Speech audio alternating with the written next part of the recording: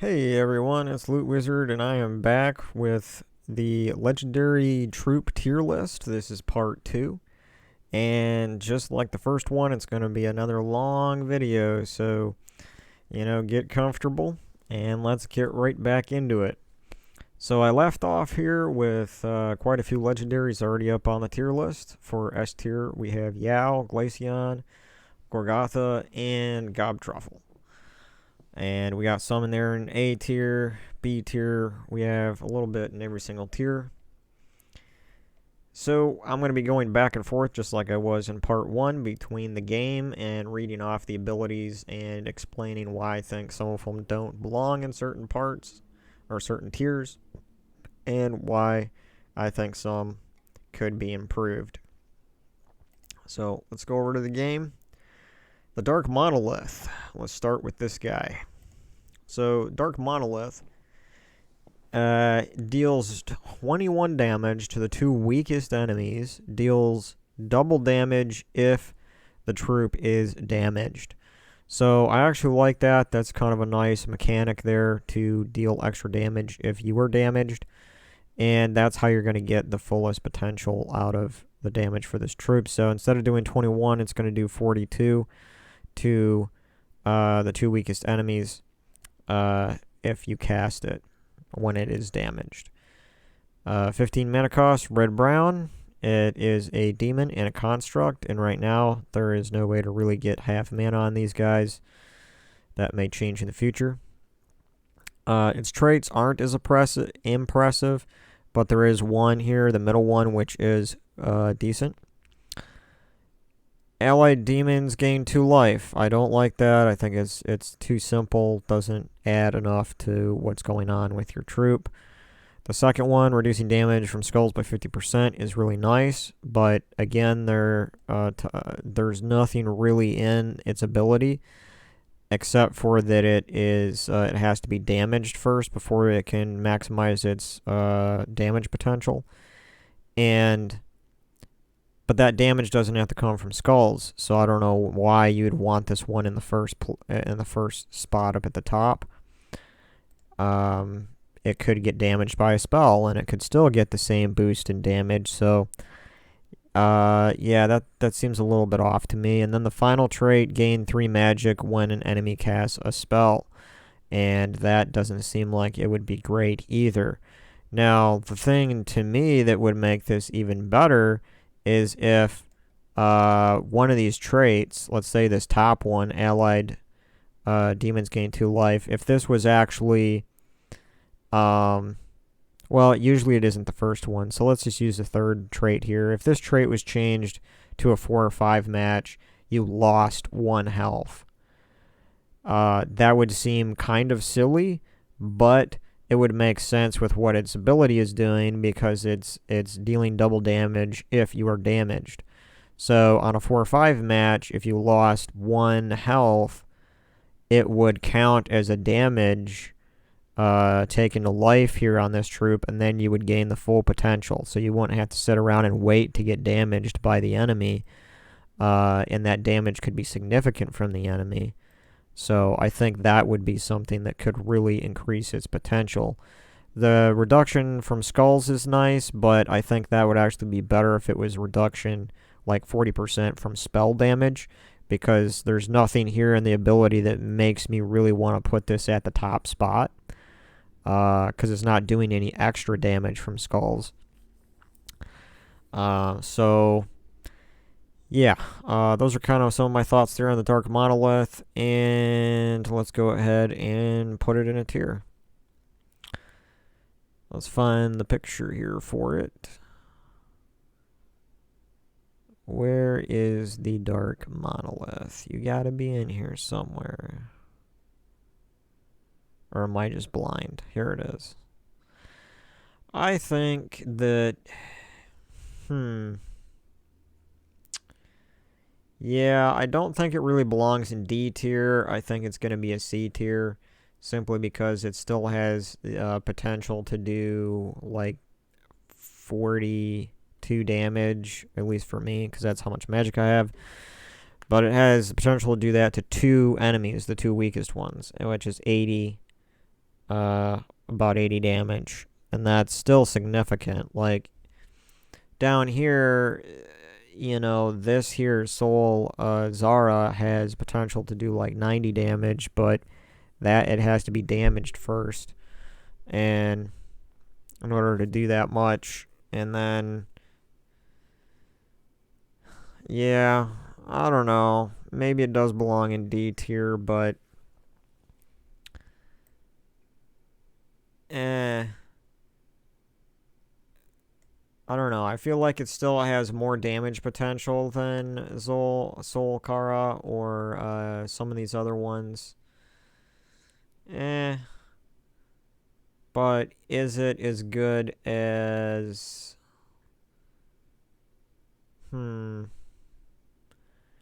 Yeah, well, let's keep it C tier for now. I may bump it down to...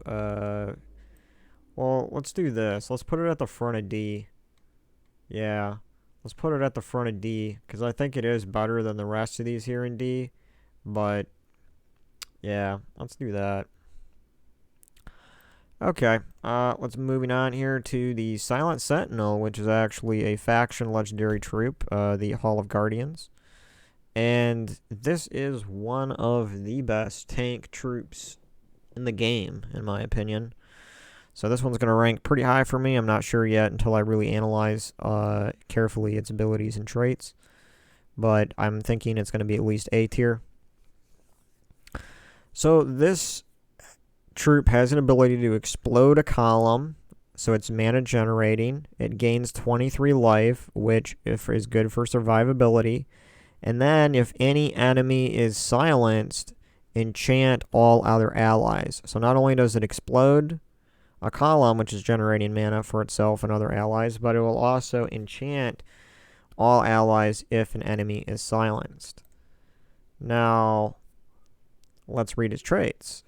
And its traits, it reduces damage from spells by 25%. It reduces damage from skulls by 50%. And finally, it inflicts silence when enemies deal skull damage to me, to this troop. And that works beautiful with being over here. If an enemy is silenced, enchant all allies. So you're going to want to have, you want this at the top spot. All of the traits are geared towards that. And it's a great tank because not only is it reducing damage from skulls, it's reducing damage from spells, and it's gaining life on top of that. It's generating mana, and then it can enchant all allies, and then it can also silence the first enemy, which silence is going to keep that first troop from collecting mana or casting spells. And that is one of the worst negative status effects that you can have or inflict on someone else is silence. Now, it can still do skull damage, but with this troop, we have such a good reduction to skull damage, as well as it gaining life right here. So it's a great tank. If you don't have this legendary troop, go ahead, get some chaos shards in the underworld and go ahead to the Hall of Guardians faction and start opening some portals and get this troop and get it traded because it is a great tank. So let's go back to the tier list and let's place it in a tier. Yeah. I think I'm going to go ahead and put this at S tier. Simply because Silent Sentinel, everything about it from its ability to its traits are all like perfectly synergized into the perfect tank. And on top of that, it's going to be generating mana for your team. So it's I think it belongs S tier. For what it does, yeah. Alright, so let's see what other troops. What other troops do we have here going on? We have this legendary troop, which is the last one here on this page. the Miraji Queen. So the Miraji Queen is interesting. This is also another faction, legendary troop, which I do recommend getting this one as well, because it curses all enemies, which curse is a really powerful negative status effect. It will remove all the immunities and can... I'm pretty sure that it can, like, remove...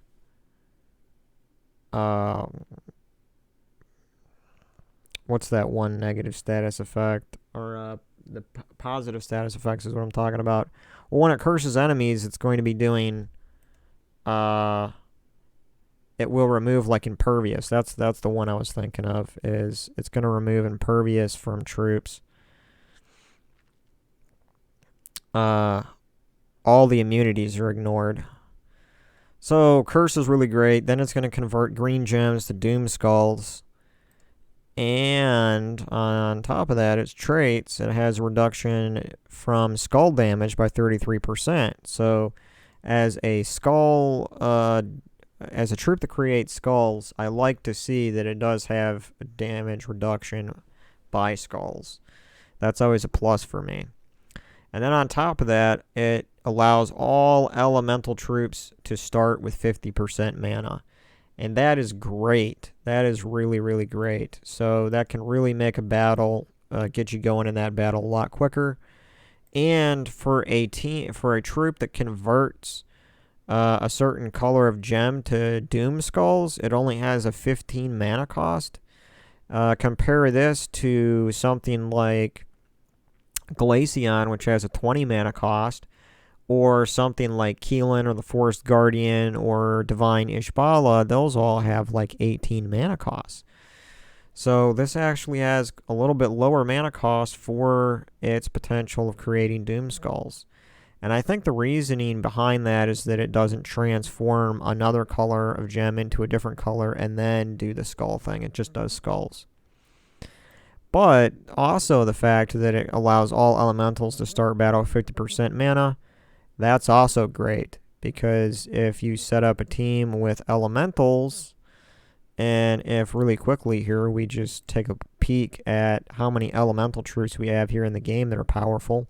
So you have Aquaticus, a mythic. You have Infernus, a mythic. King Bloodwood, which isn't great, but he's there if you want to have him start with 50% mana. You have Obsidius, you have Phoenicia, you have the Wild Queen, you have troops like the legendary troop Elderfather. You have Hindal Frostcrown, you have King Gobtroffel here, you have the Jarl Firemantle, you have Shagra, and I won't go on, but you do have a lot of troops that are really good that are elemental, so that really does, that's really nice that troop starts with, makes those other troops start with 50% mana. So I'm going to go ahead here and rate the Miraji Queen. Oh, let's see. I don't know if I would put it at A tier because it doesn't convert gems into another color, so it doesn't have any way to generate mana for itself, but it does have the lower mana cost. It also allows... Yeah, I wouldn't say that it's on par with something like the Forest Guardian, but it's still pretty darn good, so I'm going to go ahead and throw it in B tier, and I'm going to go and put it right in here. Yep. Alright, so let's go back to the page here. And I'm just going to go down the list here on these different... So we already did Alberoth. In the first one, we did Monolith, Glaceon, we did Gorgotha. Let's go with the Infernal King. I haven't done him yet. So the Infernal King is another interesting skull troop, which... It converts green gems to skulls and brown gems to red. So it converts brown gems to red. So it's not going to feed itself mana color. So that's a little bit of a downside. as you have noticed with some of the other Skull troops that cost 18 mana, they actually convert a color into their own color, like Keelan and the Forest Guardian.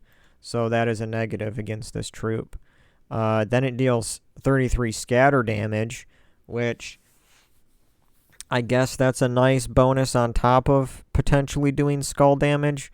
But scatter damage is going to do that damage across all the surviving enemy troops, which means that that 33 has to be split up between all of them. And I have found throughout my experience that scatter damage is not great. So that's another negative in my opinion. Looking at its traits, it has an immunity to burning and fairy fire. It will burn enemies when doing skull damage. And then it has a 25% chance to resurrect after death. Now, the 25% chance to resurrect after death can be annoying, but again, it's a pretty low chance. And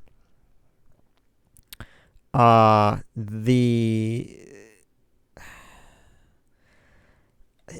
another negative here, okay? So it's the immunity to burning and fairy fire is okay, but it doesn't really synergize with this troop because it burns enemies when doing skull damage. So what it should have is it should have the burn enemies doing skull damage in the first spot, and then here in the middle spot of the traits, it should have do double damage to burning enemies, right? So that would give it much more damage potential. Because when it burns, it's going to do burning damage when it does skull damage, and then it would have potential on top of that for even more. But it doesn't have that. And the 25% chance to resurrect, it's interesting, not great. It can't get mana, it doesn't generate mana for itself. Scatter damage is pretty weak. I'm going to say this one is going to be probably,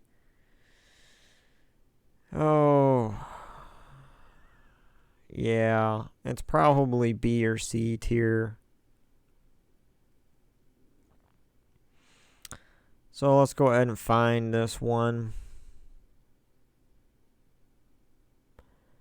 Where is the Infernal King? He's in here somewhere.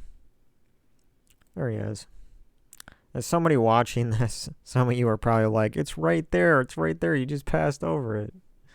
Yeah, so, yeah, let's put it at the end, or towards the end of a B tier, just because, I mean, it still has potential to do damage with converting skulls, and it does have 25% chance to resurrect itself, which in some battles, that might save you, and might be the last thing that you needed in order to win. So I wouldn't say that it's definitely not D tier. But it could be C tier, possibly.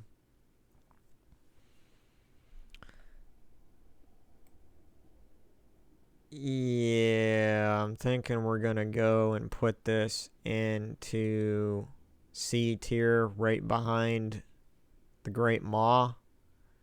That's where I would place the Infernal King. Because I'm always going to grab a Keelan, a Forest Guardian, or a Divine Ishbala before I'm going to grab the Infernal King. That's just me, right? So, alright.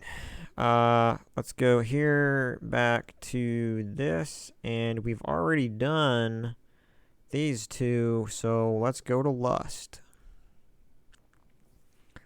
So Lust is an interesting legendary troop, and it's more annoying than it is really dangerous, but it has the potential to be dangerous. And that is, it charms an enemy. Now, charm is an attack. It's a magic attack, kind of. Or I guess you could call it a spell. That's going to deal the troops attack damage to the troops above it and below it. So this type of attack works best if you hit one of the two middle troops, right? So, and if there's only one troop that's left surviving, Charm doesn't work on it because it's supposed to do the attack damage above and below. So, or let's say that there's 3 troops left and there's a gap between the last troop and the 2 above it. If you target the troop at the bottom, Charm won't do anything. So you do have to know what Charm is going to do in order to use it effectively. But what makes this troop even a little bit more powerful is that it doesn't just charm an enemy, it has a 40% chance to transform them into a succubus or an incubus. And that is, transform is always really a powerful ability. And so then looking here at its traits, it will explode a purple gem at the start of the battle. So it has the potential to kind of give itself a little bit of mana start because it takes purple. It's immune to mana burn, mana drain, and mana steal. So no matter what, it's always going to keep the mana that it gains.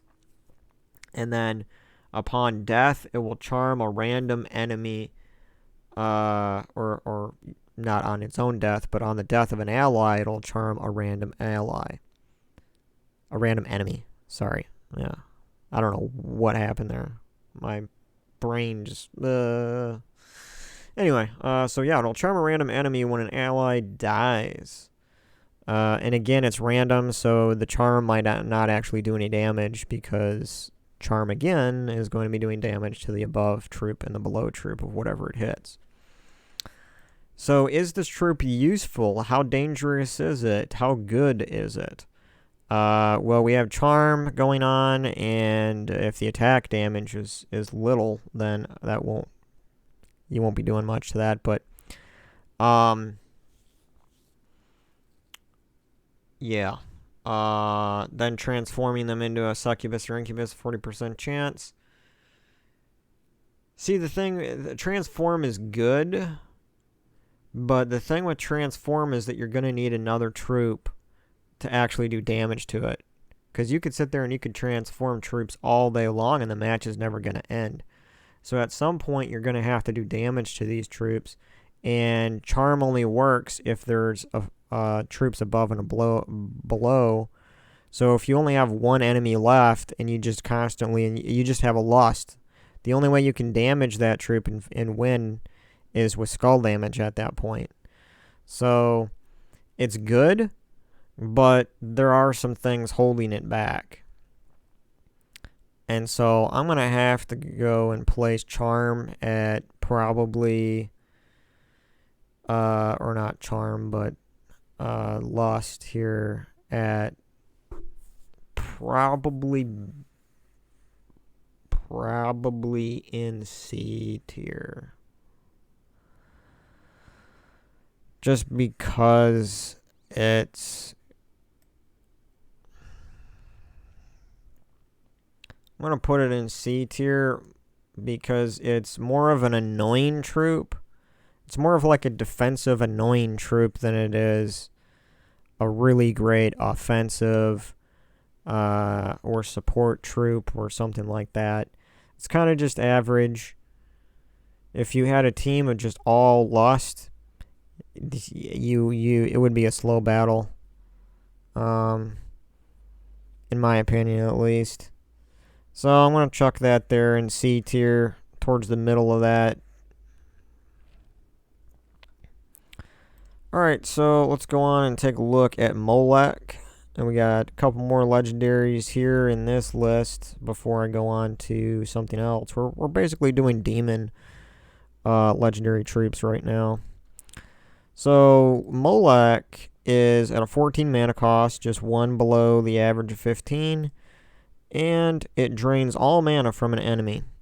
It deals 21 true damage boosted by mana drained, and it's a 1-1 ratio, so if this could be pretty dangerous if you're hitting a mythic troop, because consider, like, if a mythic troop has like 22 mana, and it's almost full at like 20 or 19 mana, it's going to drain all that mana, and then it will add the mana number of drained to the damage. So it has the potential of doing like upwards of 40 true damage to an enemy, which could be devastating to certain mythic troops.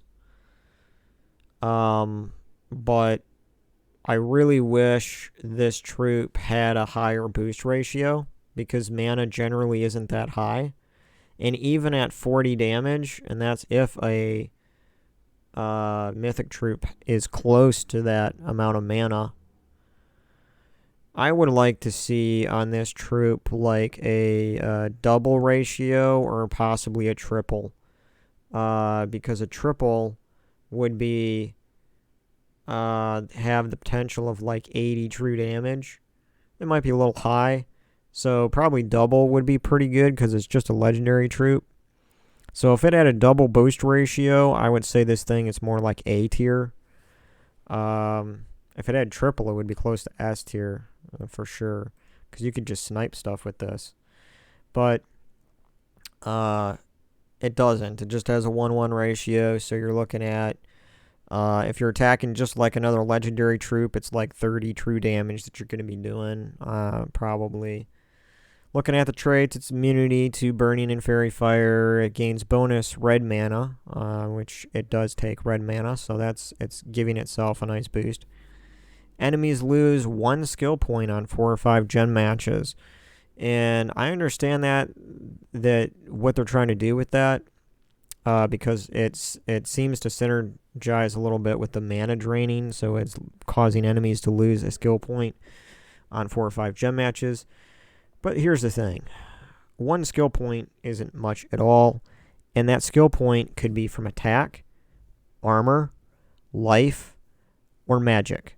So you have 4 different skills that could potentially lose 1 point from. And unless you're getting dozens upon dozens of 4 and 5 matches, you're not really going to hurt the enemy much with that skill at all. It's going to just be a little tickle. So I would like to see it have like a 4 to 5 skill points on 4 or 5 gen matches. That would be a little better. And then with over here, like I said, do a double boost ratio here. Give us at least like a 40 to 60 true damage with mana drain. If that was the case, I'd be using Molech a lot more. As it stands now, I hardly ever use Molech, because Emperor Corvash is a much better Molech. Think about it. Stun is more powerful than losing 1 skill point on 4 and 5 gen matches. And Emperor Corvash is still doing true damage, and it's still draining mana, and it's not doing it to 1 enemy, it's doing it to the 2 first enemies. And on top of that, it's going to stun them as well as do that. So Emperor Corvash is just a much, much better Molech. So we're going to have to go and put Molech into a tier below Emperor Corvash. Emperor Corvash is up there at A. I think Molech deserves probably B. No, I think Molech is probably C tier. Yeah, just because you're only going to be doing on average of like, for me, I would do an average of maybe like 30 true damage and drain their mana. And like I said, I'm never really going to use Molech as long as I have Emperor Corvash. So I'm going to say C tier.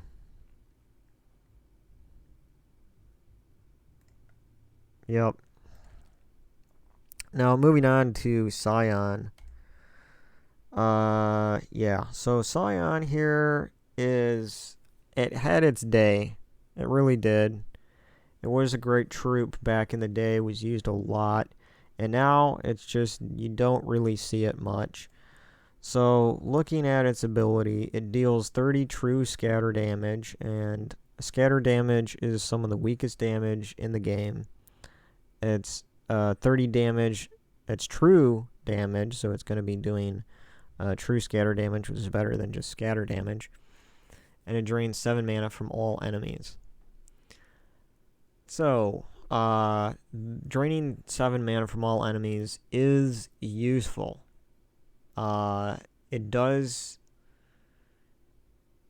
that in some ways that is better than Molech if you, as far as the mana draining aspect, because it's doing it more than just one enemy.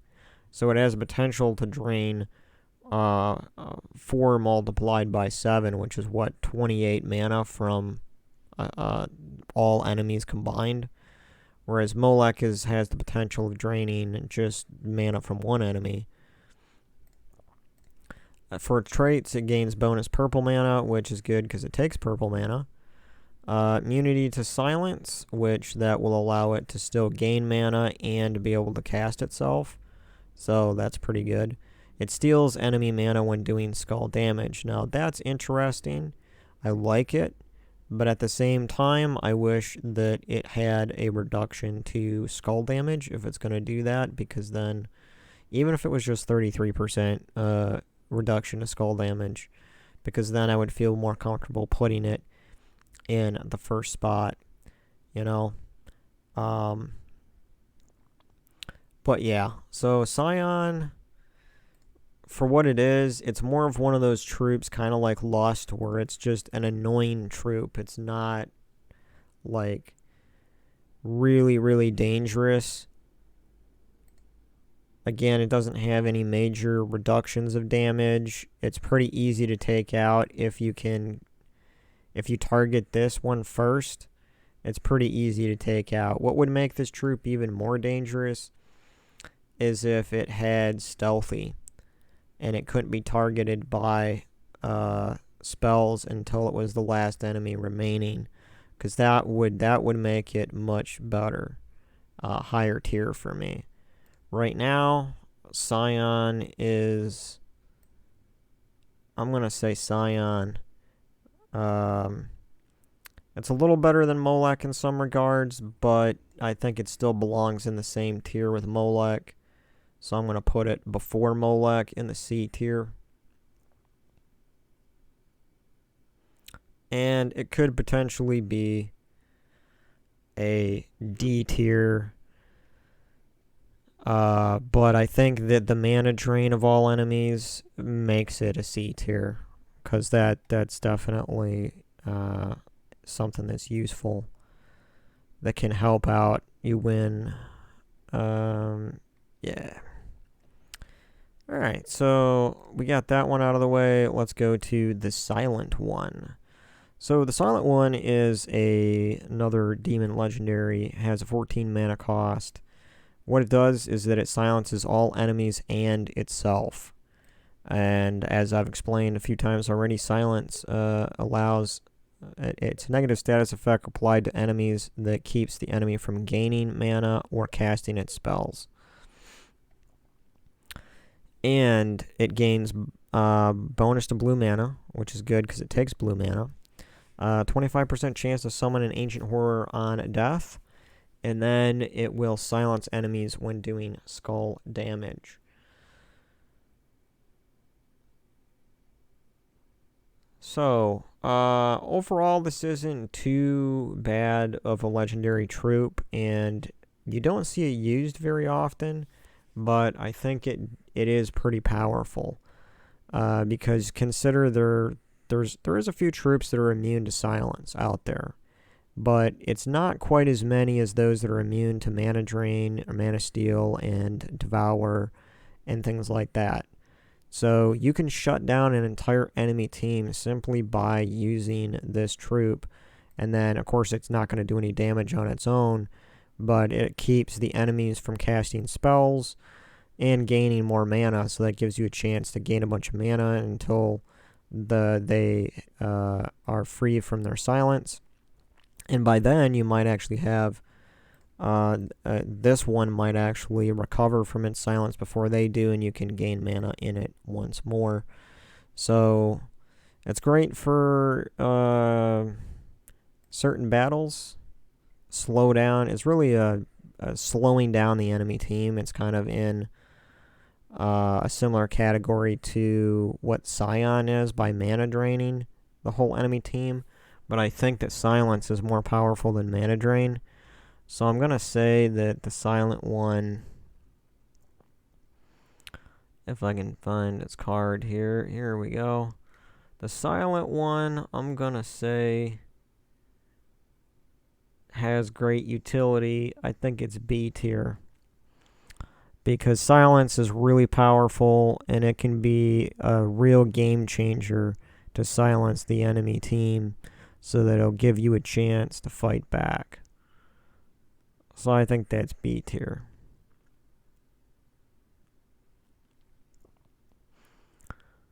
Okay, on to the next one. Webspinner. So Webspinner is an interesting troop, and it's dangerous. 16 mana cost, deals 15 damage to all enemies, poisons them, creates 9 green gems. Now, since it uses green, that is definitely a positive because it's generating mana for itself. The damage to all enemies is kind of a negative to me, plus it doesn't really do that great of a damage. Poison is only useful in combination with troops that do bonus damage to poisoned enemies, such as the Scorpius Mythic troop. But there are a lot of troops that are immune to poison, so that is kind of a negative against it. So what Webspinner is really used for most of the time these days is a really good skull damage troop. Because what it does, it's immune to poison, then it inflicts web when doing skull damage, and then here's the real thing that makes it powerful and dangerous, is that it will deal triple skull damage to poisoned and webbed enemies. And it webs while doing skull damage. So it guarantees that when you do skull damage, it's going to do triple skull damage. So if we look here, for me, my attack damage on it is 37. It's going to be doing triple that.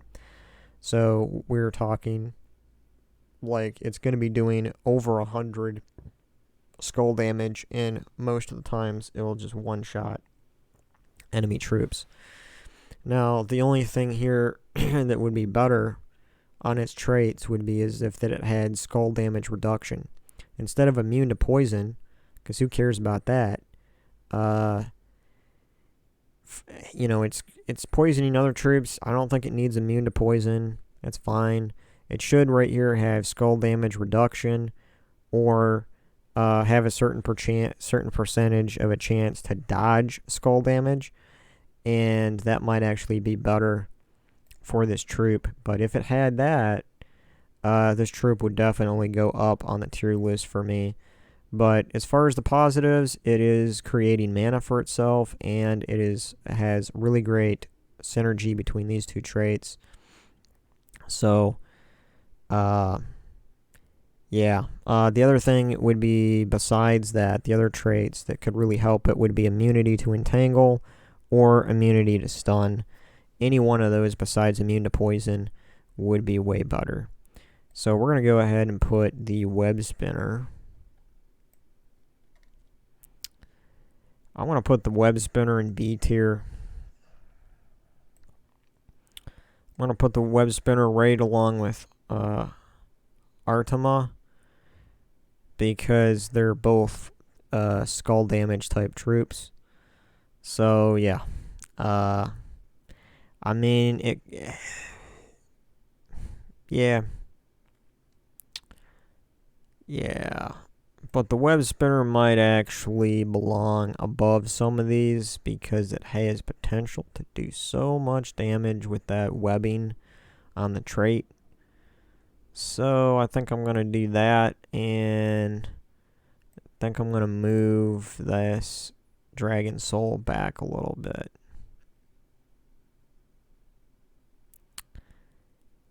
Yeah. So, and the thing is one of the negatives to me is like if its traits are really powerful, then that puts it a little lower on the tier list for me. Because you need arcane stones and all these trait stones to unlock those traits. So when you first get the legendary troop, if it isn't extremely powerful just with its ability, then that also affects my rating on these lists. So, for example, if you get a Yao guy, he's still really powerful just with his ability without even unlocking his traits yet. Then he becomes even more powerful when you unlock the traits. So that's an example of why he's up there in S tier for me. Alright, so yeah, moving on here. Let's go on. We have a couple more. One more here, Wrath. Wrath is another one of those skull troops. So he's got the 18 mana cost. Now, let's see if he has a way to generate mana for himself. He transforms blue gems to brown and yellow to skulls. So he's transforming blue to brown. He takes brown. So he is generating mana for himself. And then he enrages all allies and burns all enemies. So this is great because we do have a few classes in the game that have triple damage against burning enemies.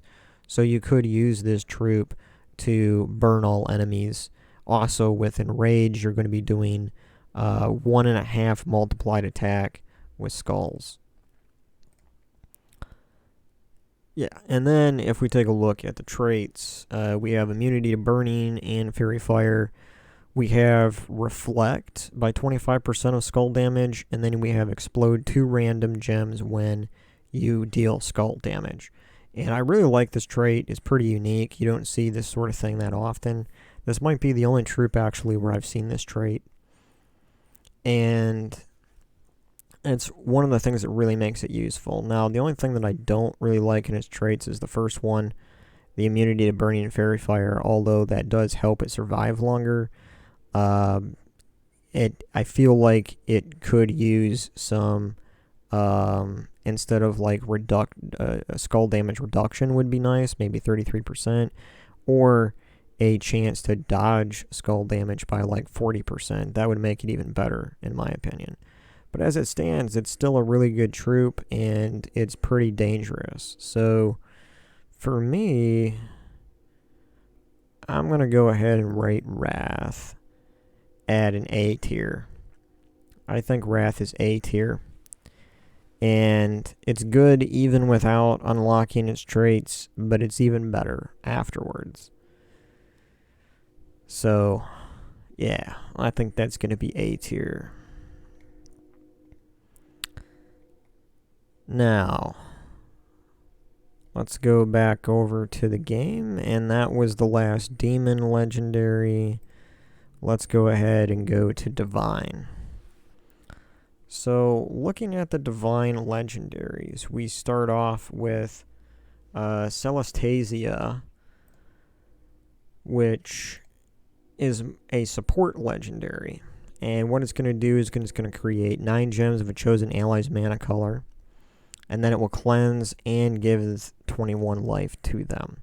So cleanse is very powerful. I like that because it will cleanse your troops from any negative status effect, and that really helps your team to survive much longer in a battle. Generating mana is always good, but again, the negative here is that you can't choose the mana color because sometimes your ally has 2 or 3 different types of mana color, and then you can't choose which one of those colors you want to create 9 gems of. So that's a little bit of a negative, but other than that, it's a pretty good support troop here. For its traits, you have allied dragons gain 2 life. That's junk. All allies gain 2 random skill points. Junk. Gain barrier on 4 and 5 matches. Now that's right there is great. That's a good trait. So, what would make this even better as a support troop is if it had some kind of bonus to a gem color, or if it had like explode a gem, one color of a gem on 4 and 5 matches, something like that maybe, or some kind of trait like that possibly. So it's a decent support troop. For what it does, it's okay. I really like that it gains barrier on 4 and 5 matches. But it's a negative. You can't create the exact mana color that you want.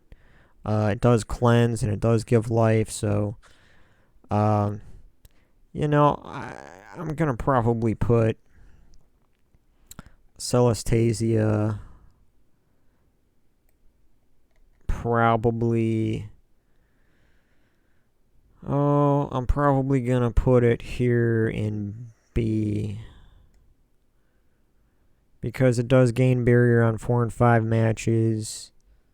It does cleanse. Cleanse is really powerful, so as a support troop, I think it deserves probably B.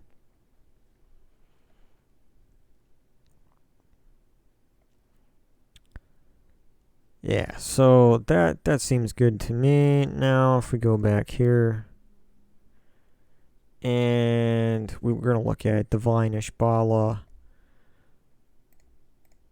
And this troop is used a lot, and rightfully so. It's a good troop. And as all other troops that transform a color and also create skulls, it has that 18 mana cost.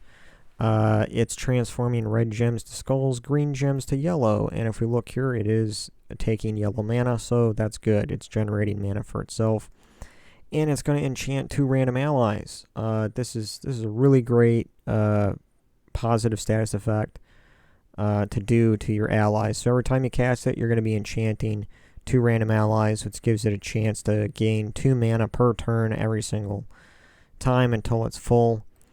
If we look at the traits, we have Allied Divines gain 2 life, which really doesn't matter. All allies gain 2 random skill points, doesn't really matter. And finally, we have all Divine start battles with 40% mana. That is fantastic. And there's a lot of good Divine troops in the game, so that is really great to have that. And then I do feel like they could do something different here with these 2 traits, but it is what it is. At least we have this down here with the 40% starting mana. And it does have a lot of positive going here because it's generating mana for itself. Then it's enchanting 2 random allies. So I'm going to put Divine Ishbala in the A tier. Yep. And, if I move these around a little bit, I think I would put Ishbala somewhere closer to Corvash in usefulness. And then actually, most of these skull guys, I would probably put closer up here. Something like that.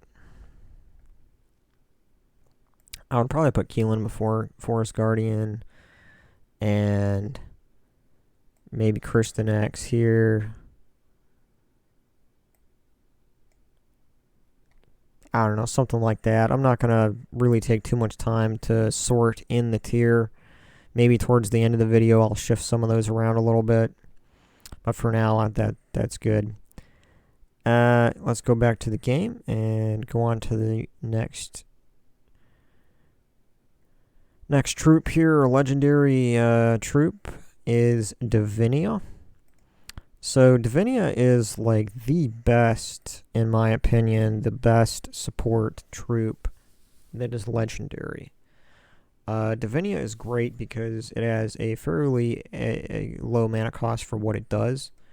It explodes all red gems on the board. It cleanses all allies, gives them 22 life.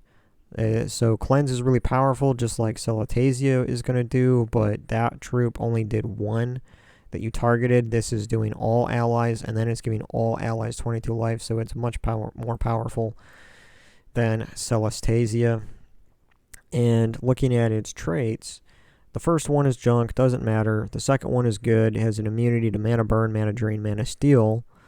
And then finally, the fourth one is really good, that it causes a random positive status effect on a random ally on 4 or 5 gem matches. And that's really great. So when you're exploding, you're going to gain 4 in 5 matches more frequently, so that's going to automatically help you out. And those positive status effects could be anything from blast to enchant to enrage, any of those different things like that will empower your troops, make them stronger. And yeah, Devinia is just great all around. It's great. Now, it could be even better. I don't think that it's definitely A tier. It could be S tier. I think the one thing that would probably make this S tier is if they moved these 2 traits, this Mana Shield up here, Dragon's Blessing to the second one, and the third one, if they made the third one where every single turn you had a Firestorm active, then it would be like S tier. It would be godly, right? Because it's exploding red gems. That right there would make it S tier in my opinion. Right now, it's A tier, or it's at the back of S tier. It's great. It's absolutely great for what it does, but yeah. So some of you guys might be like, "Oh yeah, that's crazy. It belongs S tier," and maybe it does. Like I said, it could be the back of S tier. So, but for now, I am gonna put Devinia A tier, right behind Emperor Corvash. So,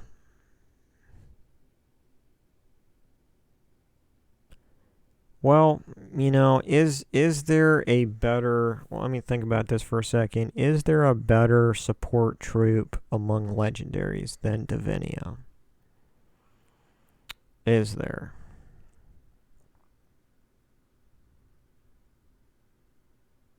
I don't think there is. So, let's put it at the back of S tier.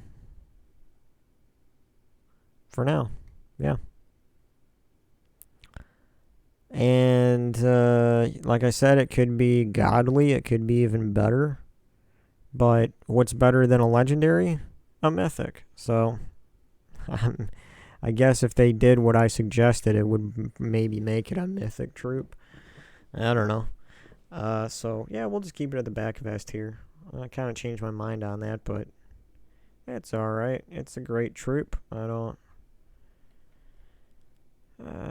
don't mind about it being S tier. So, what other troops here do we have? Holy Saint Astra is one I have not done yet. And if we look at Holy Saint Astra, this is a great troop. Could be better, but it's great. What does it do? It gives 19 life and armor to all allies. It creates a light storm, and it enchants all humans. Creating a light storm is going to allow more yellow mana coming down on the board, which it takes yellow mana. So it has a way of generating mana for itself, a little slower way, but it still has a way to do that. And it's giving life and armor to all allies, whether they're human or not. The only condition on humans is that it's going to enchant them. If they aren't humans, it won't enchant them. Now, looking at its traits, we have all allies gain 2 random skill points. That's junk. Reduce damage from spells by 25%. That's very nice. All humans start battle with 50% mana. That's wonderful. So, human troops, and there are some good human troops out there. One of the great ones that I haven't listed yet in the tiers is Tesla. We'll get around to that eventually. And Tesla is a human, so this will allow Tesla to start with 50% mana. And it can also be enchanted by Holy Saint Astra, so that is also a bonus. So overall, it has a pretty low mana cost, and it's going to enchant itself too, because it is a human. So I forgot to mention that. So not only is it creating a light storm, but it's also going to enchant itself, and with its relatively low mana cost for a legendary troop, it is also a really great support troop. Is it as good as Devinia? I don't think it's as good as Devinia because it has the human thing here. Now, if it enchanted all other troops and it wasn't specific to humans, I would say that it would be pretty close to on par with Devinia as a support troop, especially if it had a cleanse ability here somewhere. But it does not, so this is a troop that I'm going to say is A tier. It's A tier. Because it's giving like 20 life, close to 20 life and armor to every ally, whether they're human or not, and that's like an extra 40 damage that an enemy is going to have to do to your troops in order to get through it. So, yeah, that's a great support troop right there. And that's it for the Divine Legendary troops. Moving on to dragons. We already did a few dragons, but we still have a few more to do here. So, Bone Dragon is the first legendary here. Let's take a look. It's going to eliminate up to 25 armor on an enemy. It creates 9 skulls boosted by armor eliminated. And then it gains armor according to your magic. For me, that is 17. Now, so this is interesting because it is eliminating armor, but if the enemy doesn't have armor, it's not going to be doing any damage to it other than if it does skull damage, right? And the amount of skulls are boosted by armor. The boost ratio is 4-1, so you're going to have to divide whatever armor is taken by 4. And as we can see here, it says up to 25 armors on an enemy. So if the enemy has at least 25 armor, it's going to take that much. Divide that by 4, and what do you have? You have like maybe an extra 4 to 5 skulls being added to your 9 skulls being created. So, and then it's going to gain a little armor for itself. It is immune to poison, disease, and death mark. All enemies lose 2 random skill points. It inflicts frozen when enemies deal skull damage to it. So, unfortunately, this troop just it feels a little off to me. It feels like there should be a dodge skull damage or damage reduction to skulls on this troop, since you're doing skull damage primarily with this troop. And freeze is kind of a nice mechanic that could stay, but this middle one is trash. That should be replaced with something else. The other thing that would make this troop better is, instead of eliminating armor, if it stole armor, if it said steal up to 25 armor on an enemy, if it said that, and then it had the gain armor mechanic as well, I would be like, wow, yeah. And then if it had a dodge, a chance to, like, even if it was like 20 or 30% dodge of skulls on this middle trait here, I would be like, wow, yeah, I would use this troop way more than I currently do, which I hardly ever use this troop now. I'm going to pick a Keeper of Souls more often than I'm going to pick this Bone Dragon, for sure. So for me, the Bone Dragon is going to have to go down into... Oh, man. Does it deserve D? I just never really use it.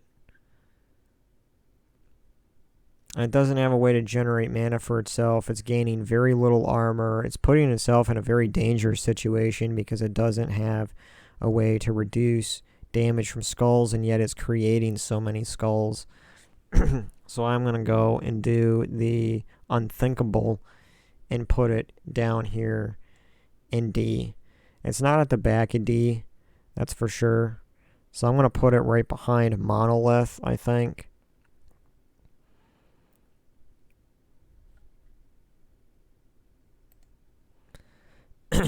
Yeah. So let's go back here and move on to the next one. So we have Borealis, which is another dragon legendary troop. It's a little bit high mana cost on this one at 16. and its main function is freezing all enemies. Then it deals a certain amount of damage to a random enemy, which isn't really that high. I have a lot of magic right now, and it's up to 32. But one redeeming quality here, they definitely want you to put this troop at the top spot, because the final trait on this is pretty juicy for skull damage. So what does it do? It reduces damage from skulls by 65%, which is fantastic because that's what you want if you're going to be using it for skull damage. And then finally it says deal triple skull damage to frozen enemies. And since it's going to freeze all enemies when you cast it, that's mainly what you want to be using it for here, is the skull damage and freezing.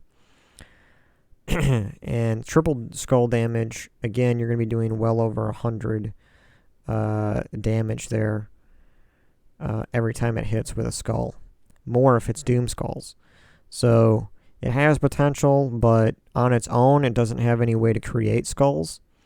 So instead, if it froze all enemies, and then if it said convert a certain color of gem to just even regular skulls, then I would say, wow, yeah, this deserves like A tier. But as it stands right now, I think this is a B tier troop.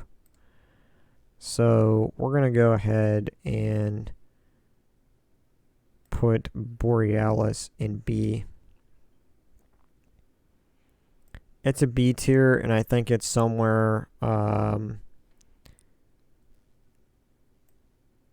it's behind Webspinner, because, see, the other thing, too, is that instead of immunity to frozen, if it had here... inflict frozen when doing skull damage, if it had a trait like that, it would be like Webspinner, where you wouldn't have to rely upon its spell. So it has that against it as well. So I do think it belongs still in the B tier, but I'm going to say that it's like behind Webspinner because of that. Yeah, that makes sense. Alright, so the next one, we already did Celestasia and Devinia. Now let's go on to Dracos. 1337. This is actually an interesting troop. I have used it from time to time, and it can be powerful in the right team setup.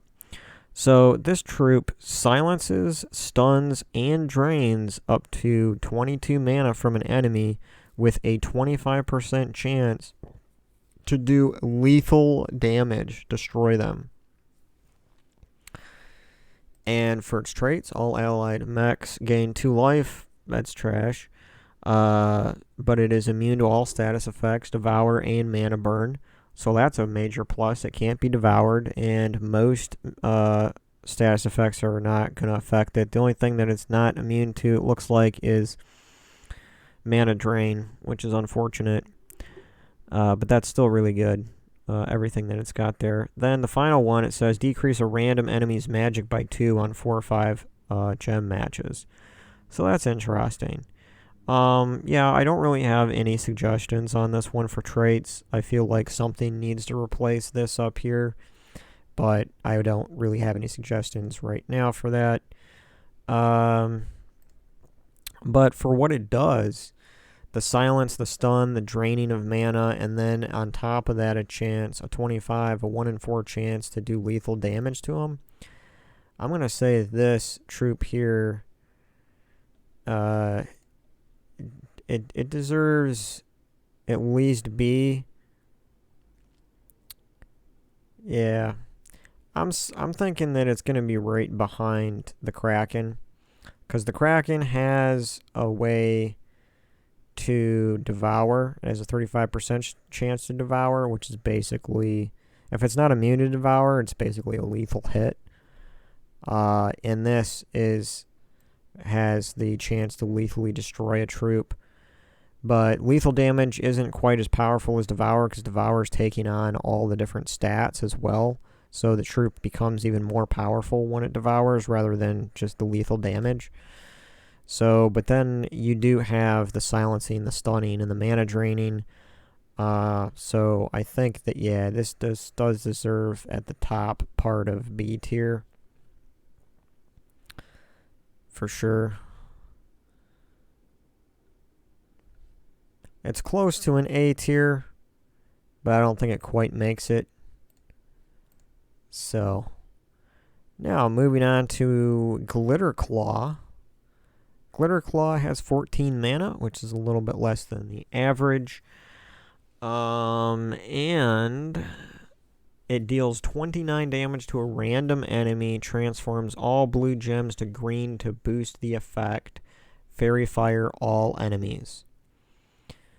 Transform all blue gems to green. It takes blue and green, so I'll be generating mana for itself.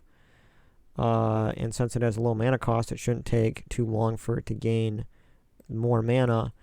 And it's Fairy Firing all enemies is not within its traits. It's within its ability, so that's a positive. And Fairy Fire troops afflict enemies with this negative status effect that allows spell damage to do a 50% extra damage.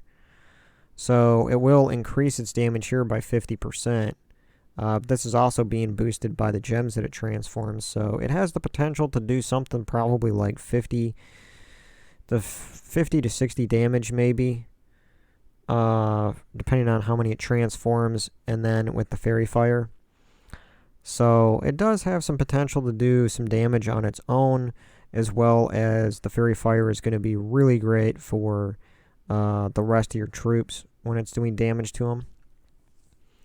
But the traits look a little bit weak to me. Immunity to burning and Fairy Fire, gain 1 magic when an ally casts a spell, trash. The last one, though, is great. Gain enchant when matching red gems.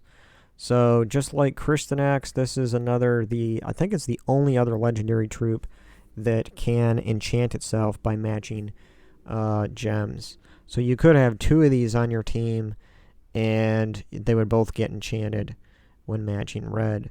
And that's just another way where it generates mana for itself. So, and some of these, like this middle one here, what would be better and a simple one to put here would probably be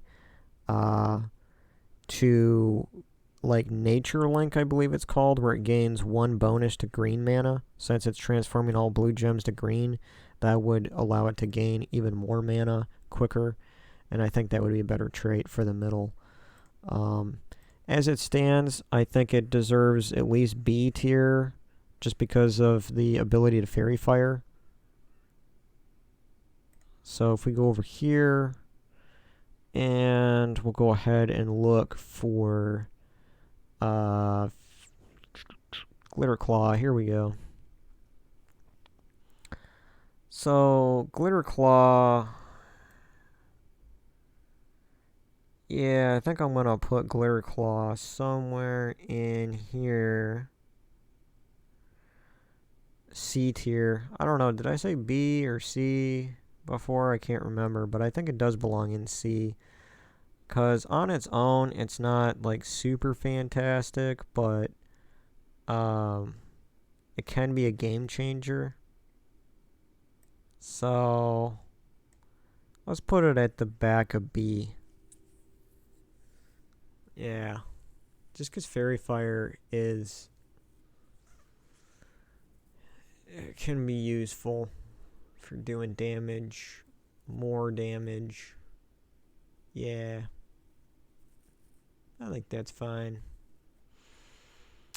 And yeah, some of these lists here are gonna have to expand down because we have so many legendary troops. Alright, back to our list over here. We already did Kristanex. I did not do Leviathan, so let's go ahead and get this one out of the way. What does it do? It dispels all enemies and it deals 19 damage to them, boosted by blue gems. Knock the first enemy to the last position. That right there is evil. And yeah, so that's pretty sinister. Dispelling all enemies is really great because that will, if your enemies have these positive status effects like Bless or Enchant or Enrage, and there's a lot of positive status effects that can really empower a team, including Barrier. Barrier is one of the most annoying positive status effects ever, and that's what's great about a troop like this, is that it will actually dispel Barrier from all enemies, and then it will deal 19 damage to all of them, boosted by blue gems, and then it will knock the first enemy to the last position. So that's pretty devious right there. It's immune to stun, and it's immune to devour, and then it will submerge itself on 4 or 5 gems. So yeah, I really don't have any problem with this troop other than it can't really generate mana for itself. Other than that, it's devious, dangerous, and has pretty good defense with the submerge, with the anti-devour, and immune to stun. And then it knocks the troops here, so yeah, Leviathan, I think deserves B, and no, maybe even A. Because in a world where we have so many submerge, and we have so many barrier, and we have so many of these positive status effects going around, you know, because like I said before, the damage to all enemies is kind of a negative, but with this troop, it has, with the Dispel, it has a way to remove submerge, barrier, and then it's going to do damage to all enemies, and then it's going to disrupt the enemy team. So yeah, I think it deserves A tier. I do.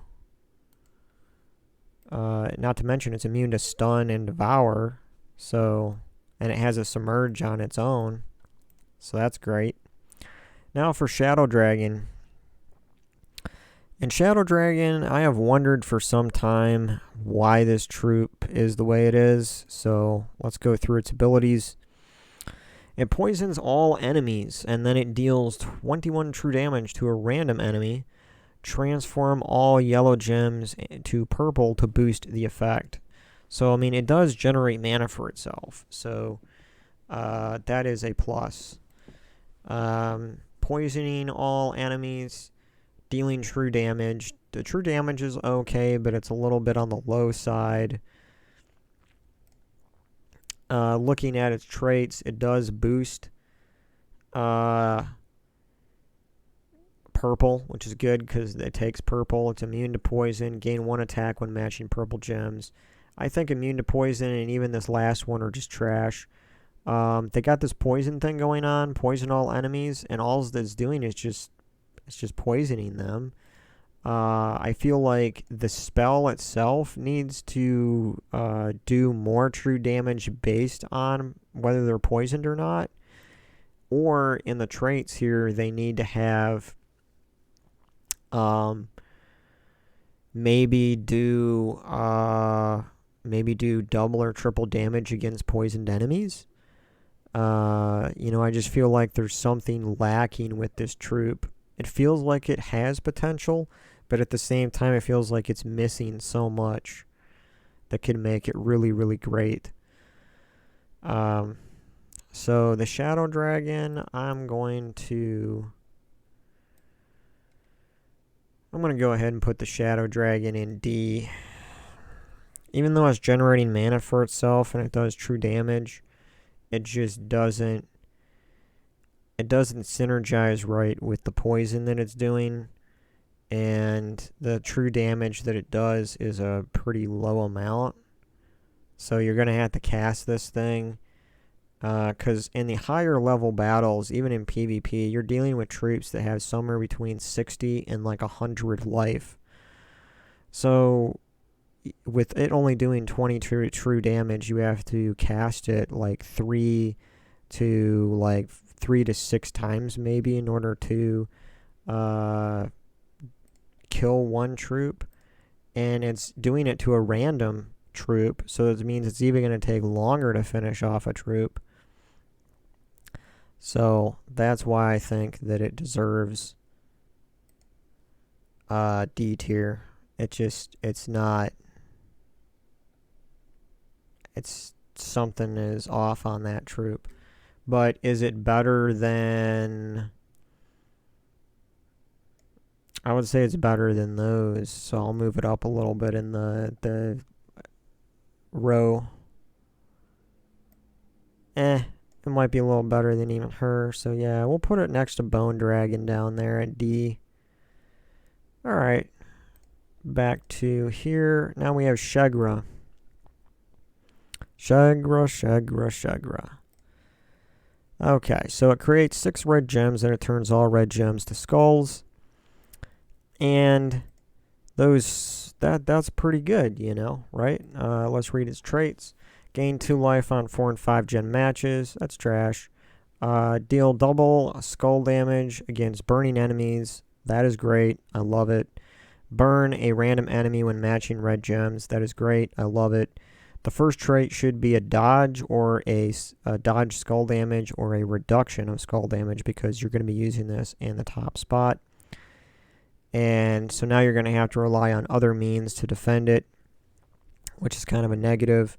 It doesn't have a way to really generate mana for itself, because it's taking red mana, yet it creates red gems, but then it's going to turn all red gems to skulls.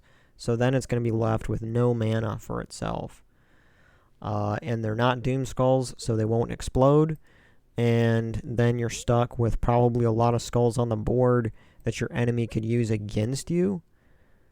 And that's why up here this should be like 40% dodge skull damage or something. And that would make it a lot better. As it stands, Shagra is probably going to go B tier for me. And we gotta find him. Here he is, Shagra. So, Shagra is probably gonna be B tier. Because although it has a great damage potential, it also doesn't have much of a defense. And they want you to put it at the top of the team. Kind of. Because it does the what is it, double damage, or was it triple damage against... double damage against burning enemies. So that's useless unless it's in the top place. So, yeah. Now we are on to Sylvanna. A little bit higher mana cost than most legendaries at 17 mana. But that isn't too much of a negative, because it has a way to generate mana for itself. It's going to explode a column. So that mana cost is a little bit higher, and that's okay.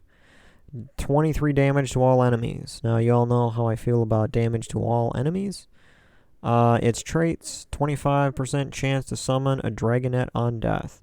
Gain 2 life on 4 and 5 matches. Entangle the first enemy on 4 or 5 gem matches. So, the middle one here is trash. The first one is okay. The bottom one is fantastic, and it's the reason why I still use it till this day in some teams. It's just because of this last trait, because it will entangle the first enemy on a 4 or 5 gem match, which will keep it from doing skull damage to me.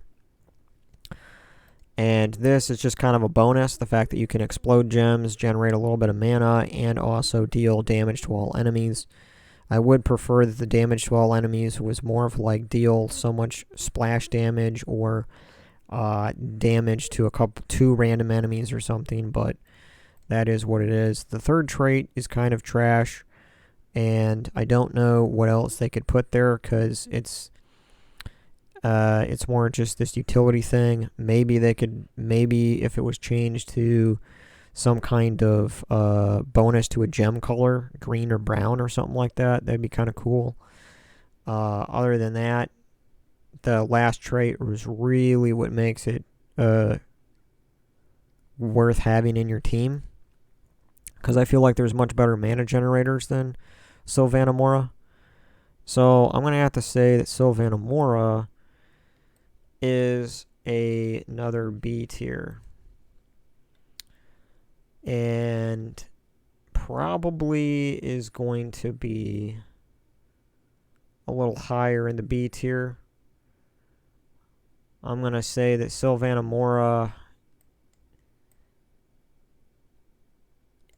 is a little better than the Dragon Soul. It's still going to generate mana for you, still do damage to all enemies, but it offers that final trait where you can really save yourself from a lot of skull damage. So I'm going to say that Sylvanna goes right there in that B tier spot. And as you're probably starting to notice here, most of the troops, I'm probably going to have the most troops in B tier. And then, C tier might follow that. We'll have to wait and see. And there may actually be a part 3 to this video. Because we're already running at like an hour and 20 minutes. And I still have so many legendaries still to cover. Let's keep moving. So I already did the Dragon Soul. Now we're moving on to Tinseltail, which is a troop that I'm like really conflicted about. I like it, but at the same time it's unpredictable. And I hate the fact that it has a mana color of red and green, which is a mana color that is similar to some of the other legendary troops that I want to use it with. And the mana colors conflict, so I end up not using it as often as I would. But let's look at its stuff here, its abilities. Give all allies 4 magic with a 50% chance for each of the following. Deal 23 damage to all enemies. Explode 8 random gems. Give all allies 23 life. So it has a 50% chance for each one of those 3 things. Which means that all of them could go off, or none of them could go off, or 2 of them could go off. So that's great. But no matter what happens with those 3 things, it's always going to give all allies 4 magic.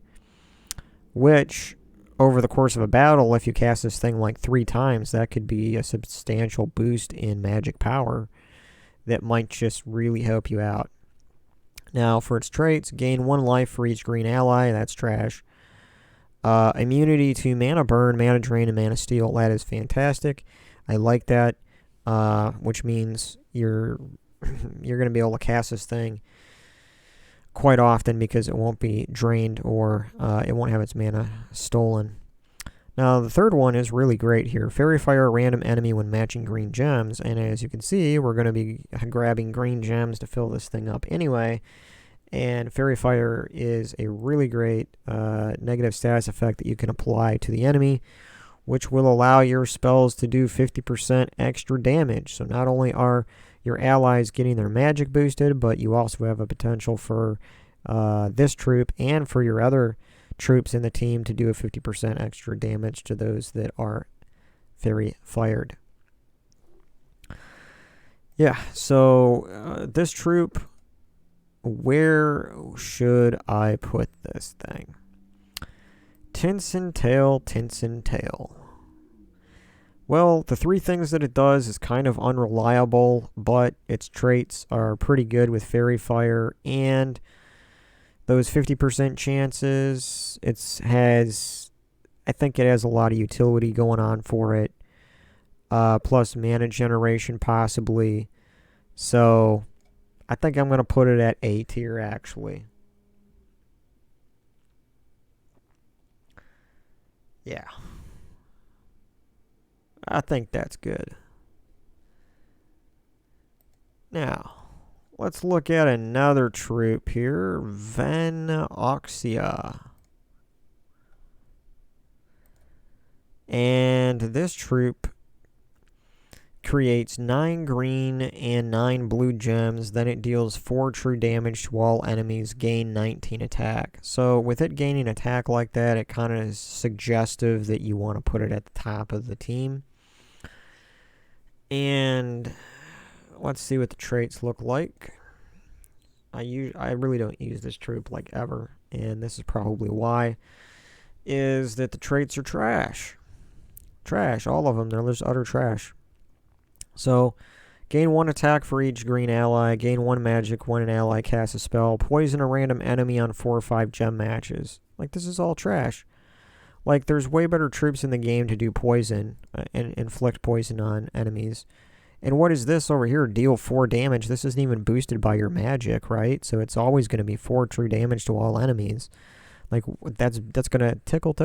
You're just gonna tickle the enemy, and like, so, and then this is creating mana. Now, as a positive, it's creating 9 green gems, which it does take green.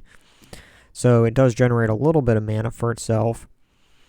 But it's got a 16 mana cost. A troop like this, I would think that it would be more like 12 or 13 mana cost, right? Because of its low true damage, and it's gaining attack damage, and it has no way to defend itself against skulls.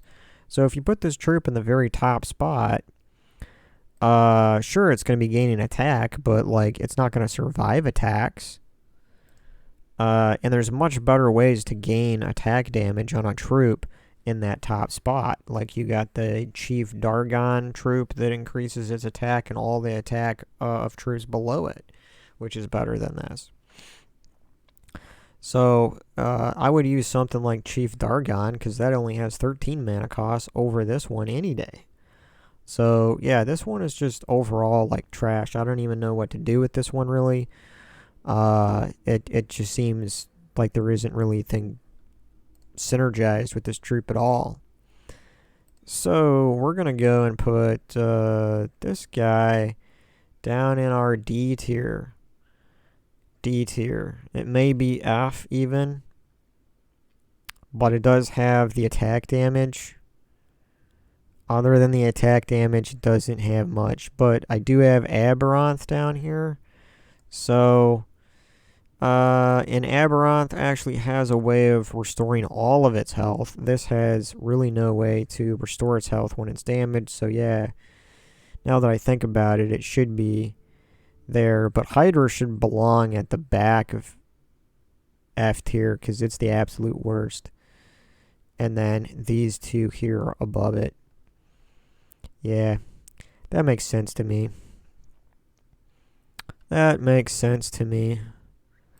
So let's go back here to the list. And that's it for Dragon Legendary Troops. Let's move on to the next category, which is Dwarf. And I already did... Did I do King Bloodhammer? I don't remember. Let's take a look. I did not do King Bloodhammer yet. So yay, let's take a look. So King Bloodhammer is one of those legendary troops that is actually really darn good. It's even better when you put it with Glaceon, which is another legendary troop. But let's look at it as an individual troop. It deals 25 damage to the 2 strongest enemies and transforms all blue gems to Doom Skulls to boost the damage. So, what's interesting about this is that it has a way to do spell damage as well as doing skull damage, and it's Doom Skull damage on top of that. And it's using the transform function here to boost the spell damage. So that means your spell damage is even going to do more. And for its traits, the first one is trash. Allied dwarves gain 2 life. Immune to poison, disease, and death mark. And then we have summon a Doomstorm when an enemy dies. Okay, so this is useful, the Doomstorm.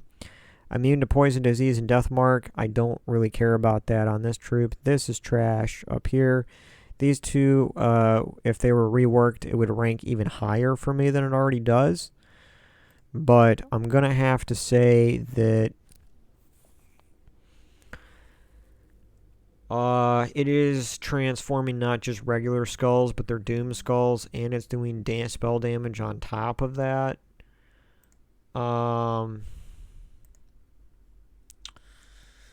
Yeah, it could be stronger, but it's already really strong. And when you put it with Glaceon, which I already have up in S tier, it's just the unbeatable combination. So, King Bloodhammer, because see, I got down here in A tier, I have some of these troops with the skulls, but these are just normal skulls. But King Bloodhammer is giving us Doom Skulls.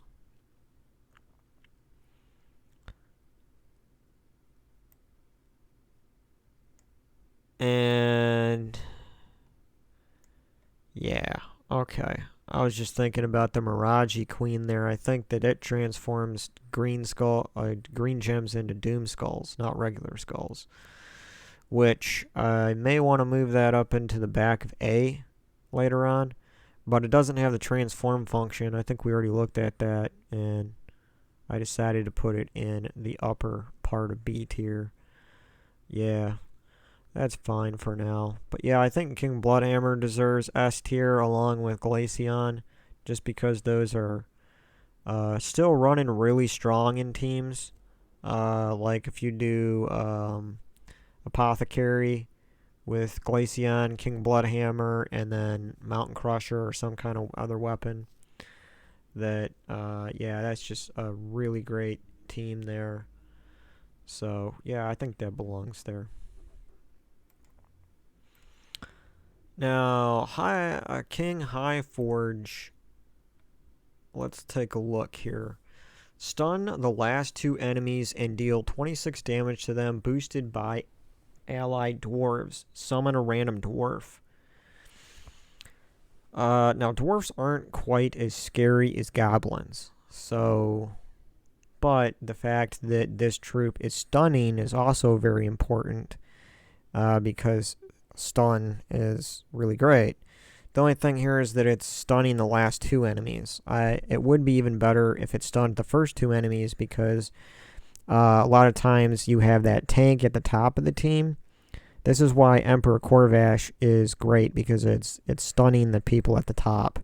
And it allows you to remove skull damage reduction so that you can get rid of those tank troops at the top. But this is stunning troops at the bottom, which can still be useful. I just think that it would be more useful if it was the 2 at the top.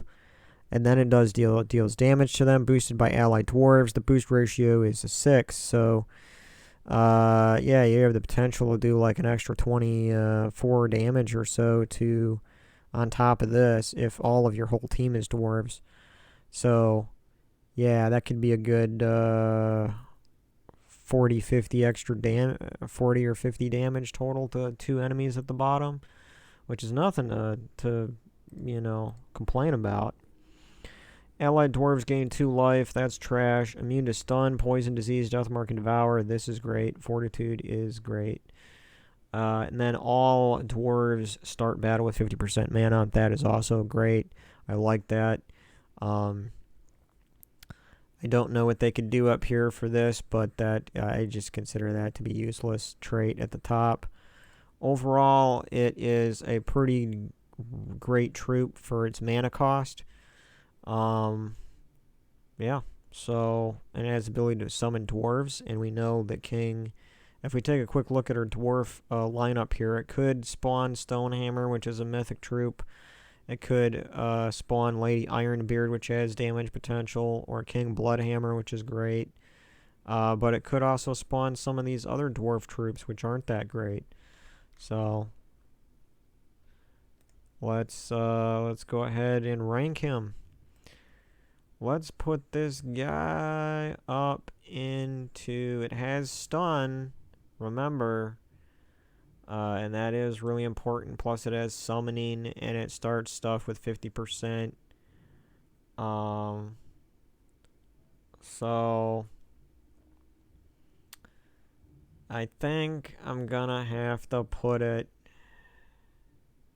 because stun is pretty darn good, as well as it's starting other dwarves at 50% mana, and has a chance to spawn other dwarf troops, which can be King Bloodhammer, and yeah, some of those really good ones. So I think I'm going to put it at the back A tier for now. Yeah, I think that's going A tier.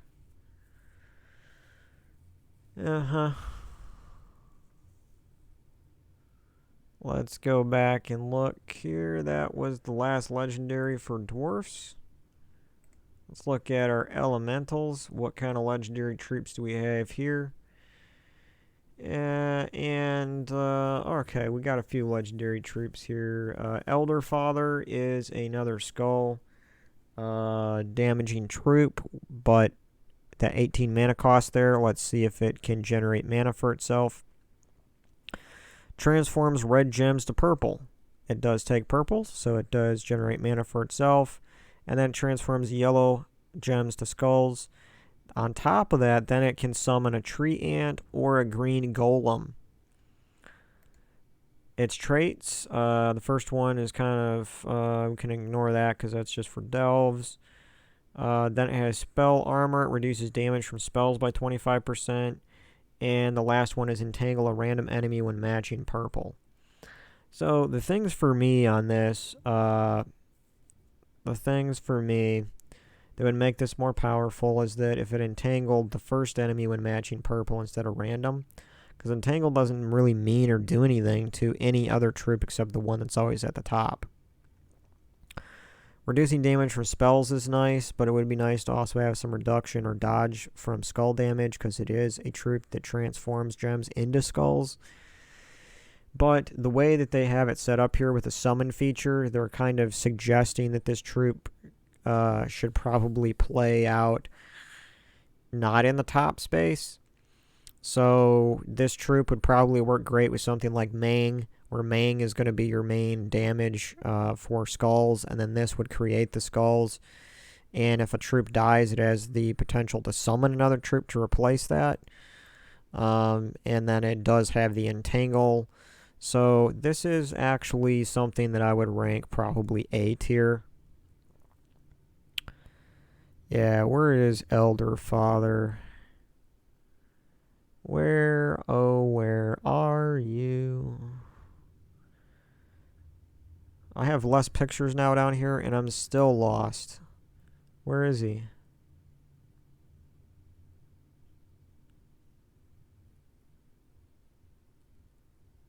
Is he not in the list? I don't see him. Oh boy. Huh. Well, he's A tier. That's where I'm going to put him. And yeah, so I don't see his image. Sorry about that, guys. I must have goofed up when I was putting images into this tier list and didn't put them on there. So unless I'm missing them, let me go through this again really quick.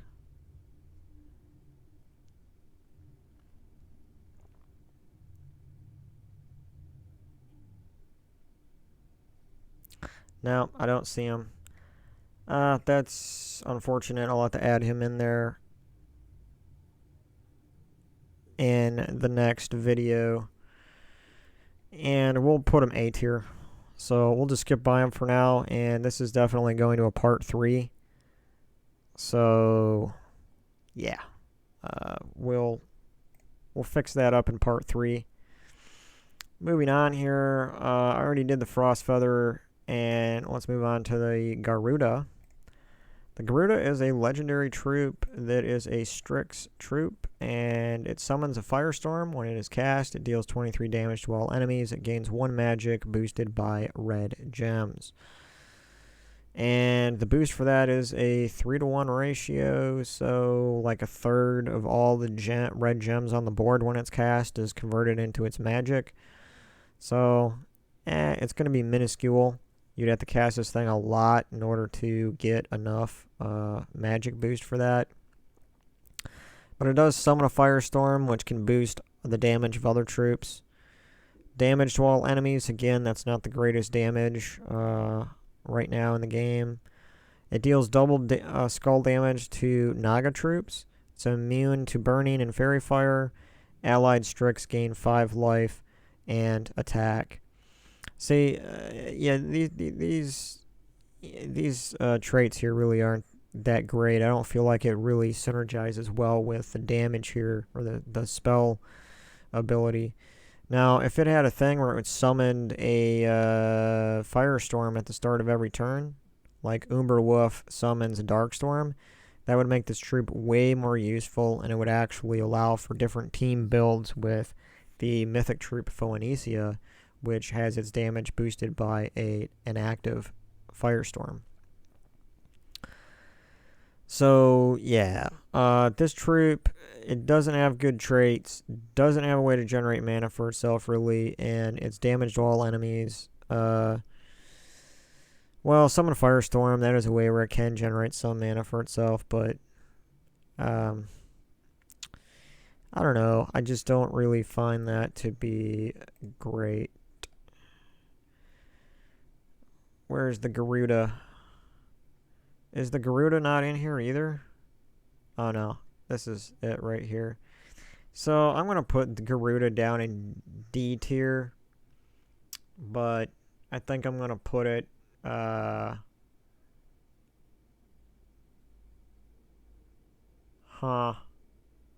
think I'm going to put it right behind Dark Monolith. Yeah. Gloomleaf is another legendary troop, so it steals 17 armor and 4 attack from all enemies. And the first trait is junk. Gain 2 life on 4 and 5 matches. Immune to all status effects, Devour and Mana Burn, which is good. Then it has Thorns reflect 50% of skull damage. So, this is a this is interesting here because the way this troop is built up is it's really supposed to be kind of like a tank, but it's using thorns to reflect skull damage. It's stealing armor from all enemies and attack, so its attack is being boosted a little bit, not much, because that 4 is never going to increase based on your magic. But the armor, it'll steal that much armor from all enemies, which could equal something like, what is that, like close to 70, 80 armor in one cast. And that could be good, but at the same time, those enemies are going to run out of armor at some point, and then, what then? You know, you're going to take still a lot of damage from skulls. And the attack should be boosted more. Like this right here, gain 2 life, that right there should be something different. You know, if this had like dodge, like 40% chance to dodge skull damage, it would give it more survivability, but that would, it would hurt the damage potential of it because it's reflecting skull damage. So I feel like this, instead of life, it should be like attack. And instead of 2, it should be like gain like 4 attack on 4 and 5 matches or something. Or even steal attack. Because this is stealing attack from enemies. So why wouldn't this be like steal attack on 4 and 5 matches from enemies? Like if it was steal, like maybe even 2. I know that's low, but if it was like steal 2 attack from all enemies on 4 or 5 matches, that would actually be kind of interesting. But yeah, as it stands now, Gloomleaf.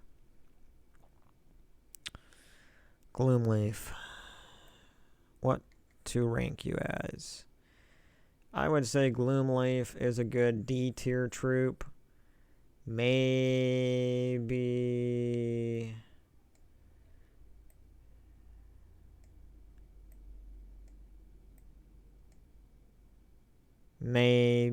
at the front of D or behind Monolith.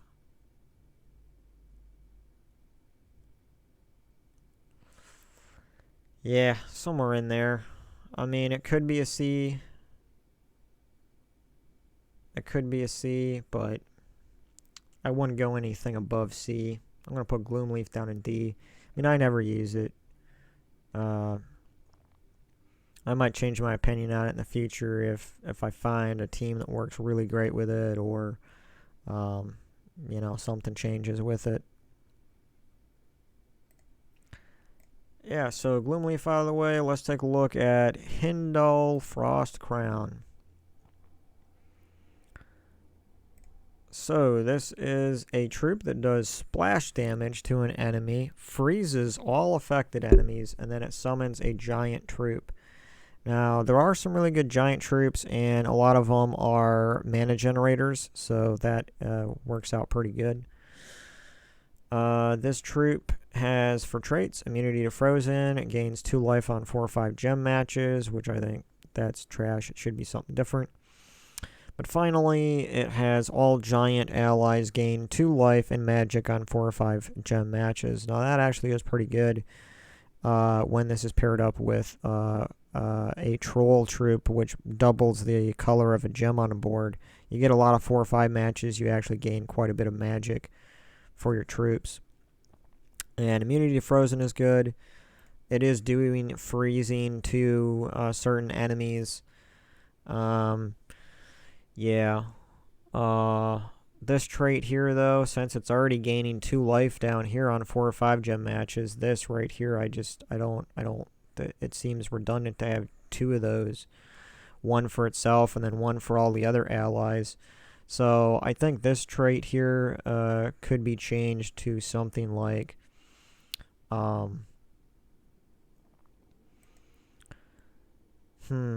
what could it be? Well, just even something like if it was Nature Link or some kind of or Water Link, so that it gained 1 bonus mana for blue or green. That probably would be a good replacement for this middle one, honestly. And yeah, so this troop is actually pretty good, though, in a giant team. So I'm probably going to place a Heidel Frost Crown in A tier. Yep. And the fact that it can summon those giant troops is great. So yeah, I think it belongs there. Believes there. What am I saying? Yeah, it belongs there. Alright, guys, back to this again. Let's see, is there any other... Yep, there's a few more legendaries I want to cover here under the elementals. So we have Jarl Fire Mantle, which generates a lot of mana for itself. Creates 9 red and 9 yellow gems. Then it deals 26 damage to an enemy. So you're going to have red gems are obviously generating mana for the troop itself. And the yellow gems could go to a different troop. Now, for his traits, gain 3 to all skills if in the first position. Gain 2 life on 4 or 5 matches. Those 2 are trash, junk. Burn a random enemy on 4 or 5 matches. That's okay. But what would make this troop even better is if right here in the spell it said then deal 26 damage to an enemy. If it said deal triple damage to them if they're burning, would make this troop way better. Because you right here in this trait, you have burn a random enemy on 4 or 5 gem matches, right? So you've got a burn going on. Why not use that burn to multiply this damage? That would make this troop a much higher tier troop for me, but it doesn't have that. These 2 traits are trash in my opinion. Anything, almost, I shouldn't say anything, almost any anything else for this would probably be good. You know, and this right here, gain 3 to all skills if in the first position, but then if you're in the first position, you're going to be taking skull damage. So if you wanted to keep this, you should have something here like maybe 33% reduction to skull damage instead of the 2 life. Just my opinion on it. But I think the damage here and its ability could be utilized way better if it did like double or triple damage to a burning enemy. That would synergize really well with that. But as it stands now, it's a great mana generator in certain situations, and it does still do damage.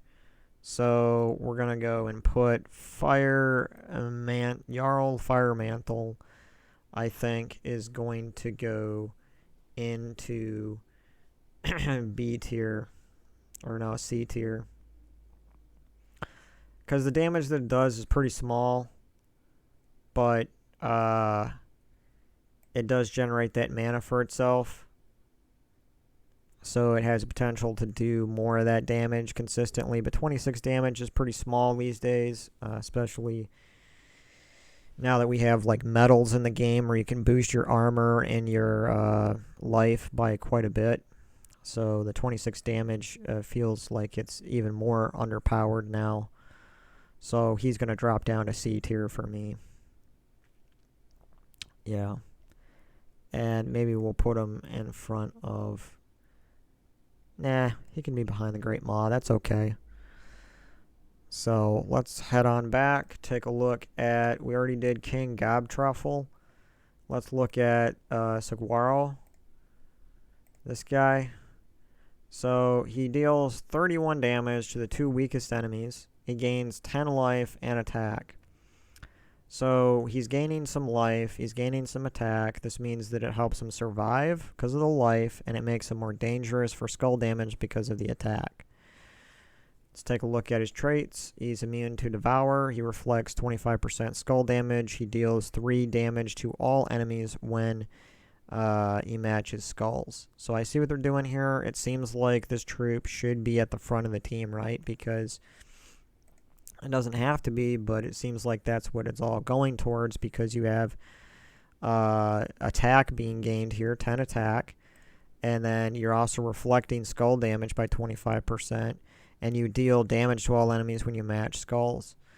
So the immunity to Devour is always nice, but I don't feel like it fits with this troop. I feel like it needs something like has a 40 or 50% chance to ignore armor when it's doing skull damage right here, or shuffle these around a little bit if you don't want that to be at the number 1 that you unlock. In fact, even this final one could be replaced with has a 40 or 50% chance to ignore armor with skull damage. That would make this troop way more dangerous and make it feel more like a living cactus that would be really painful to attack. So, but as it stands right now, Saguaro, I think, is going to go down into D tier, and I think he's going to be right above Gloomleaf, right? Because Gloomleaf is reflecting skull damage too. Not as much. Maybe it'd be behind Gloomleaf. Yeah, let's put him behind Gloomleaf. Right there in D tier. And let's see here. What other... We're skipping over Imp legendaries for this list. So... I think I did mention that in part 1 at the beginning. Anyway, let's do one more legendary troop here. This guy, and then this is going to be the end of part 2, and we'll have to extend this into a part 3. So we have this guy's name, Teloka, or Telosa. I don't know quite how to pronounce this guy's name, so yeah. Correct me in the comments, wherever this guy's name is.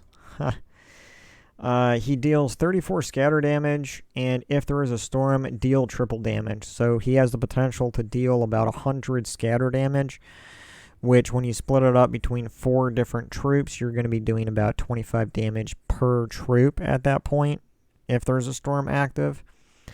Now, the great scatter damage is like some of the weakest damage in the game, but it's great if you only have like 1 troop left, because all of that scatter damage is going to hit that 1 troop.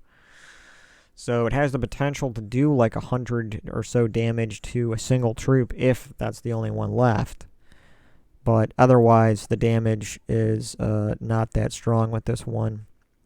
However, it does have a trait which is amazing in some sense. Let's take a look. So the first trait is trash. All allies gain 2 random skill points. The second one, immunity to silence, that's pretty good. It's good for what it is, because that will stop it from being silenced. You'll always be able to gain mana and cast with it. Final trait, deal 10 damage to a random enemy on 4 or 5 matches. So that's actually a considerable amount of damage on 4 or 5 matches. So if you get some kind of looping team that can create yellow or blue mana really well with this troop, Like if you had Valkyrie, which creates blue gems, blue mana, then you could get a lot of 4 or 5 matches going on with that, and you could do this 10 damage to a random enemy. So this isn't the worst troop among legendaries, but it certainly could have things going better for it. Like, yeah, if there was a way where it could create a storm, then it would always do the triple damage. But as it is, yeah, you have to rely on a different troop in order to get that storm going. So I'm going to go and put this guy.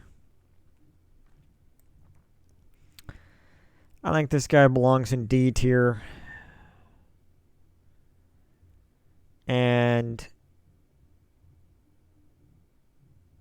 I don't know if he's better or worse than Garuda. I think I'm going to put him actually above Garuda in D tier, simply because Garuda does damage to all enemies, whereas this one does scatter damage, and scatter damage